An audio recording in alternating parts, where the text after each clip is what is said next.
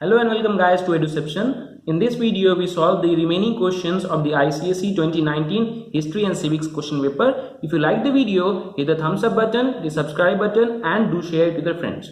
We begin with part 2, section B. So let's start. Question number 6.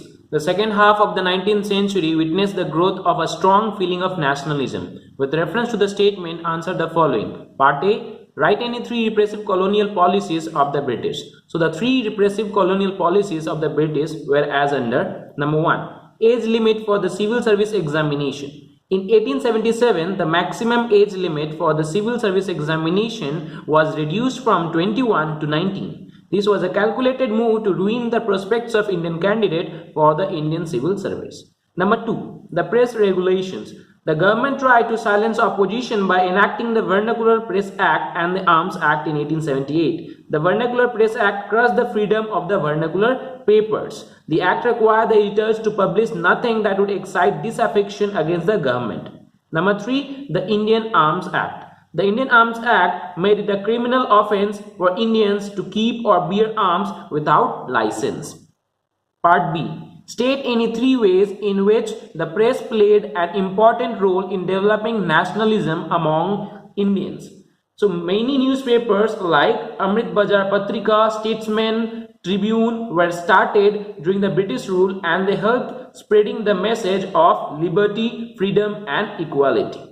Number 2. The press exposed the true nature of the British Empire. Number 3. The newspapers were filled with patriotic articles that help people draw great inspiration. Part C. Explain briefly any three differences in the methods adopted between the early nationalists and radicals in the national movement. So the difference in the methods can be stated as under. Number 1. The basic beliefs. The men with moderate views looked to England for inspiration and guidance. They had almost unlimited faith in the British goodness. Whereas the assertive nationalists had no faith in the goodness of the British, they cursed the British rule that brought misery to the people of India. Number 2. Their ultimate object. The early nationalists had been agitating only for certain administrative and economic reforms. Assertive nationalists, on the contrary, did not aim at where economic or administrative reforms. Their ideal was absolute Swaraj.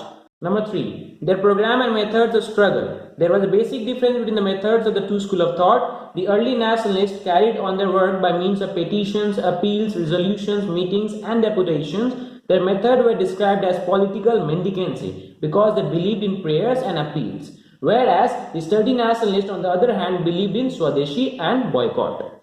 Question number 7. With reference to the picture given below, answer the following questions. Part A. Number 1. Identify the memorial built for those who were killed in this incident. So the memorial is Jallianwala Bagh Memorial. Part 2. Where did this incident take place? So this incident took place in Amritsar, Punjab. Part 3. Name the movement launched by Gandhi in 1920 as a consequence. The movement was non-cooperation movement. Part B. Explain briefly the reason for the suspension of this particular movement by Gandhi in 1922. The reason was Chauri Chaura incident. On 5th February 1922, a clash took place at Chauri Chaura, a small town in the district of Gorakhpur, Uttar Pradesh. A police officer had beaten some volunteers picketing a liquor shop. The mob set fire to the police station with some 22 policemen inside it. Gandhi was greatly shocked at such a turn of event. He realized that the country was not yet ready for a non-violent struggle.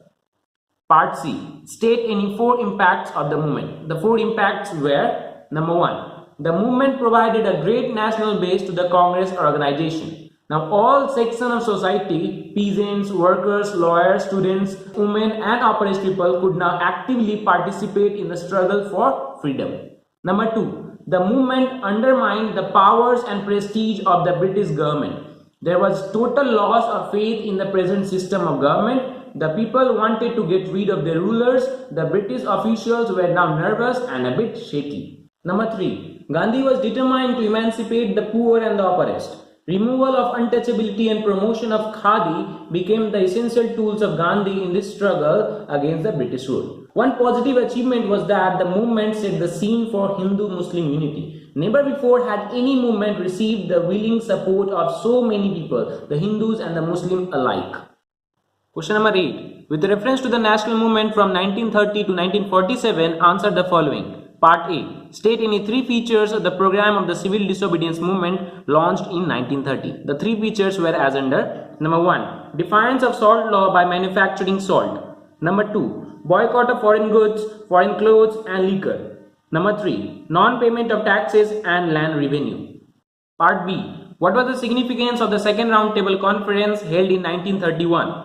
The conference devoted most of its time to the communal questions and the representation of minorities, the Muslims, Sikhs, Indian Christians and Anglo-Indians in legislature, both at the center and in the provinces. Part C. State any four clauses of the Cabinet Mission Plan of 1946. Number 1. A federal union. There was to be a federal union including both British India and the princely states. The central government was to have only three subjects under its jurisdiction, namely defense, foreign affairs and communications. Of course, it would have the power to raise the finance required for these subjects. Number 2. The subjects to be retained by the provinces and the princely states. All subjects other than the central subjects, that is defense, foreign affairs and communications, would be under the control of the provinces. Thus, the proposals accepted the principle of provincial autonomy. The princely states would retain all subjects and power other than those ceded to the union. Number 3. The provinces would be divided into three groups. Provinces would be free to form groups and each group would be like a regional union. Group A would include Madras, Bombay, UP, Bihar, Central Provinces and Orissa. Group B comprised Punjab, NWFP and Sindh, and Group C included Assam and Bengal. Number 4. India would decide whether she would remain within the British Commonwealth. India would be free to remain within the British Commonwealth or secede from it. Question number 9. With reference to the rise of dictatorships and the Second World War, answer the following. Number 8. State any three reasons for the rise of fascism in Italy. The three reasons were as under. Number 1. Dissatisfaction with the peace treaties. Italy joined the war on the side of the Allies. Among Italians, the feeling was that they had won the war but lost the peace. Italy had much to contribute to the success of the Allies in the war, but Italy could have no valuable addition to her territory. Number 2. Economic factors. Economic conditions in Italy after the war were very bad. War debts and budget deficits caused lots of difficulty. Number 3. Inefficient and corrupt democratic government. The post-war democratic governments were weak. They could not respond properly to the needs and aspirations of the people. Part B. Explain any three consequences of World War II. The three consequences of World War II were as under. Number 1. Death and devastation on an unprecedented scale. It was the most devastating war in human history. Millions of people were killed. Vast areas of Europe and Asia were left in ruins. The war created conditions of acute scarcity of foodstuff, essential goods, and shelter. Number 2. Defeat of the Axis power. The war resulted in the overthrow of the fascist and the Nazi dictatorship. German, Italian, and the Japanese dictatorial regimes surrendered to the Allies. The Allies occupied Germany and it was partitioned into 4 zones. Number 3. Formation of the United Nations. Men looked for a better and happier world after the war. This led to the establishment of the United Nations organization. A nuclear war, if it occurs, means the destruction of human race. Therefore, a nuclear war must be stopped at all cost. Thus, there was need of the United Nations. Part C. Name the two rival blocs that fought against each other during World War II and state its signatory countries. So, the two rival blocs were the Allies and the Axis power, and its signatory countries were Allies comprised of Britain, France, USSR, with USA joining later. The Axis power comprised of Germany, Italy and Japan. Question number 10. The necessity to maintain international peace led to the establishment of the United Nations organization. With reference to the statement, answer the following. Part A. Write any three functions of UNESCO that preserves our cultural heritage. So the three functions are as under. Number 1. It helps the member states in the preservation of their cultural heritage. It encourages translation of rare manuscripts. Number 2. It encourages cultural interchange. UNESCO provides travel grants to writers and artists under a project named Mutual Appreciation of Eastern and Western Cultural Values. Number 3. It gives every possible encouragement to artistic creations in the field of literature and fine arts. Part B. State the composition of the Security Council. Now, Security Council is often described as the enforcement or executive wing of the United Nations. It has the basic responsibility for the maintenance of peace and security. The Council consists of 15 members, 5 big permanent members representing the big 5: China, France, Russia, Britain, and the United States of America. The 10 non-permanent members are elected by the General Assembly by 2/3 majority for a 2-year term. A retiring member is not eligible for immediate re-election. Part C. Write any 4 functions of the General Assembly. The 4 functions are as under. Number 1. Supervisory function. The General Assembly regulates the working of other organs and agencies of the United Nations. It receives and considers reports from the Security Council and other organs of the United Nations. Number 2.